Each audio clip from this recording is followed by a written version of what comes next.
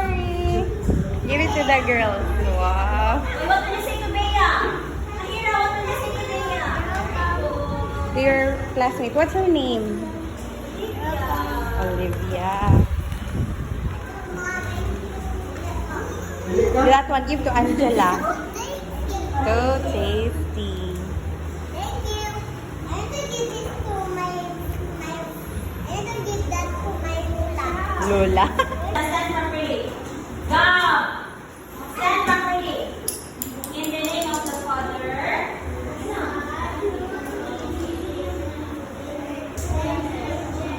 in the love of